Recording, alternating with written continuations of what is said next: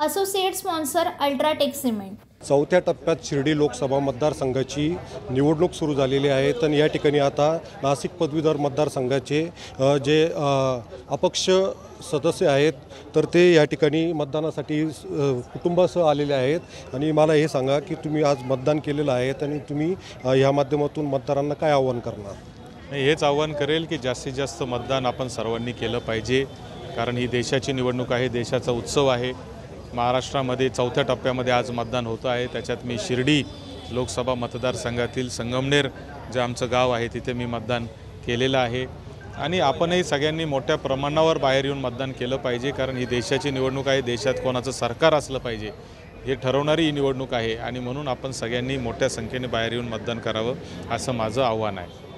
एकंदरीत पाहता राज्यामध्ये ज्या पद्धतीने राजकारणाचा दर्जा खालवलेला आहे तर हे येणाऱ्या नवीन पिढीला जे राजकारणात येणार आहेत यांच्यासमोर हे आदर्श आहे? निश्चितच आदर्श नाही आहे। म्हणूनच अतिशय वेदना होतात मनाला जेव्हा आम्ही बघतो की ह्या राजकारणाची जी पातळी घासरत चाललेली आहे आणि राजकारणामध्ये पक्ष बदलणे किंवा पक्षांतर करणे, सरकार पाडणे, सरकार बरखास्त करणे हे काही नवीन नाही आहे। हे मागच्या 75 वर्षात अनेक वर्ष झालेलं आहे।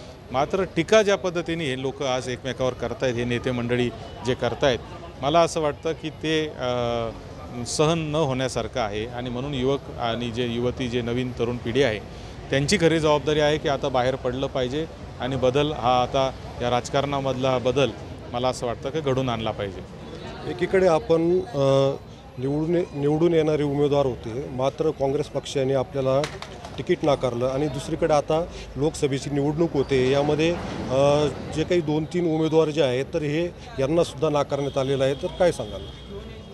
नाही, आता प्रत्येक निवडणूक ही वेगळी असते, त्यामुळे माझ्या निवडणुकीमध्ये जे होतं ते वेगळी परिस्थिती होती। आत्ताची लोकसभेची परिस्थिती वेगळी आहे। आता महाविकास आघाडी आणि महायुती असे 2 बाजू आहेत आणि दोघांकडे 3-3 पक्ष त्याच्यामध्ये आहे। त्याच्यामुळं जागा वाटप करणं हा त्यांच्यासाठी फार मोठा तारेवरची कसरत झालेली आहे आणि ती आपण सगळ्या महाराष्ट्राने पाहिलेली आहे। प्रत्येक जागेवरून भांडण झाले, अगदी फॉर्म भरण्याच्या शेवटच्या दिवसापर्यंत उमेदवार निश्चित होत नव्हते। त्यामुळं मला असं वाटतं की काही लोकांवर अन्याय होणं साहजिक होतं, परंतु तो अन्याय झाल्यामुळं मला खरंच वाईट वाटतं। परंतु निश्चितच हीच अपेक्षा आहे की विधानसभेच्या निवडणुकीपर्यंत सगळी परिस्थिती व्यवस्थित होईल। एकंदरीत लोकसभेच्या 48 जागांमध्ये अशा पद्धतीच्या ज्या काही घडामोडी घडल्या, तर आता विधानसभेच्या 288 जागा आहे, तर यामध्ये युवांना उमेदवारी मिळाली पाहिजे। आणि असं असतानासुद्धा आता अशा जर घडामोडी घडल्या तर युवांसाठी राजकारणासाठी हा धोका नाही का? नाही, युवकांसाठी धोका नक्कीच आहे, परंतु युवकांनी आता आपला मार्ग कसा काढायचा हे पण शिकलं पाहिजे आणि तूच आहे तुझ्या जीवनाचा शिल्पकार असं मानून आता काम केलं पाहिजे। कोणाच्या तरी भरोश्यावर कोणीतरी आपल्याला संधी देईल हे न पाहता आता प्रत्येकाने ज्याला महत्त्वाकांक्षा आहे त्यांनी त्या पद्धतीने काम केलं पाहिजे असं मला वाटतं। Umesh Parik, TV9 Marathi, Sangamner, Nagar. Associate sponsor UltraTech cement.